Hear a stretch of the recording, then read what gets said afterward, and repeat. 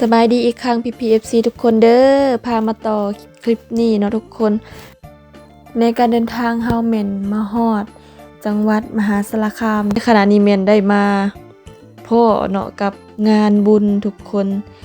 เนาะเป็นบุญบั้งไฟเด้แต่ว่ารถน่ะติดแฮงๆเนาะทุกคนน้องปึ้มก็อยากรุ่นอยู่อยากเบิ่งบั้งไฟใหญ่เนาะทุกคนเพราะว่ายังบ่เคยเห็นงานบุญบั้งไฟทางฝั่งไทยจักเถื่อเนาะทุกคนทางฝั่งนี้เนาะก็เลยสิพา PPFC มาเบิ่งนำกันเลยเด้อแต่ฟังแต่เสียงกระมวลแล้วทุกคนเอ้ยเดี๋ยวเฮามาเบิ่งนำกันแห่บั้งไฟบุญบั้งไฟเดือน6คือสิม่วนคักเนาะรถแห่ป้ารถนี่ก็ยังสั่นทึนๆอยู่เนาะม่วนเนาะบุญบั้งไฟปั่นไปเลยฟังแต่เสียงก็คักเลยก็ดูกระจกแล้วเว้ยโอ้ยมีรถแห่อยู่เด้อรถแห่2 คันรุ่นบังไฟใหญ่อยู่ไหนไปรถแห่ มีมากโอ้นี่เด้บั้งไฟนี่เห็นบ่เจ้าเห็นนะนู่นไปนู่นละมีบังฟันแล้วนี่บั้งไฟนี่เปิดกระจกแล้วบ้างบักใหญ่เด้ค่ะเห็นอยู่ค่ะมาเปิดแวนก็ได้ปึ้งไปเห็นแจ้งเลยแหวนจุ๊จ้ะนะเด้ประหยัดโอ้ผ้าแดงนางไห้เพิ่นแห่ใส่มานี่บ่ผ้าแดงนางไห้ผ้าแดงนางไอ้โอ้ขังเนาะมีบังไฟใหญ่คอยเล่าแห่บั้งไฟคนอยู่ข้างหลัง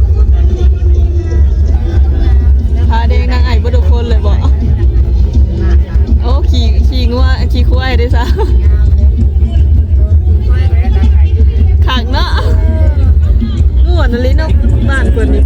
ตัวในปีหนทางเบื้องหนึ่งเลยนะทุกคนมีบังไฟใหญ่ไฟใหญ่แล้วไฟใหญ่บั้งไฟใหญ่ทุกคนก็เคยเห็นนี่นะแบบทางบ้านทางประเทศบั้งไฟแบบนั้นเนาะถ้าบั้งไฟใหญ่อะไรเด้อขังแท้โอ้ขออนุญาตถ่ายเนาะมวนคักอะลีนี่นะครบสุด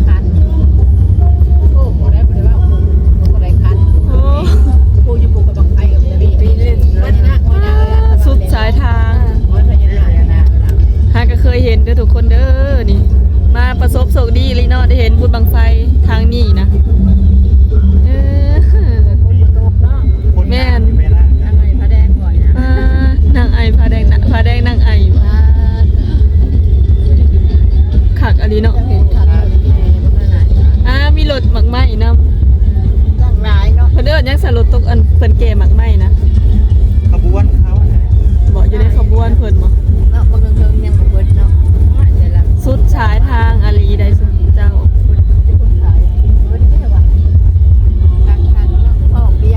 เนาะไปว่าจะเป็นเบิดหมู่บ้านเลยมาจังเนาะมีดท้ายสร้างเป็นโตเลยสร้างโตเป็นเลยได้นะ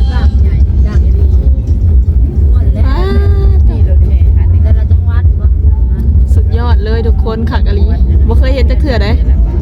ครั้งทมิตเลยที่ว่าเห็นบุญทรงเฮืออะไรขอโทษเนาะเห็นนั่นบุญบั้งไฟอยู่นี่ป้า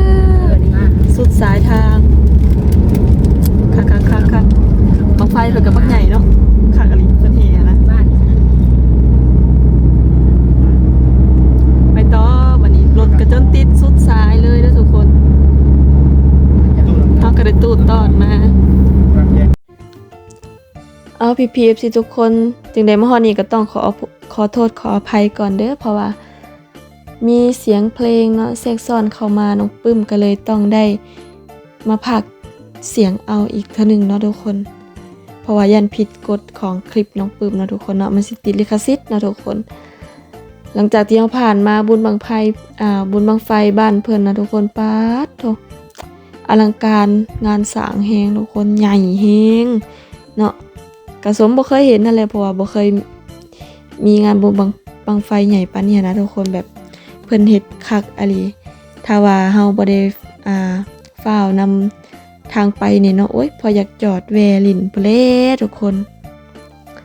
จึงได้มาฮอดนี่นะเฮาก็สิได้เดินทางต่อคือเก่าเนาะทุกคนเนาะก็ฝาก PPFC เนาะติดตามรอชมคลิปต่อไปของน้องปื้มเนาะว่าเฮาสิไปไสกันแน่เฮาสิเดินทางไปไสกันแน่เนาะน้องปื้มก็สิได้อัปเดตลงเรื่อยๆเนาะทุกคนเพราะว่าคลิปมันยาวเนาะต้องได้ลงไปทีละขั้นตอนให้พี่ๆเบิ่งไปพร้อมๆกันเนาะน้องปื้มก็ขอขอบคุณหลายๆเด้อที่ว่า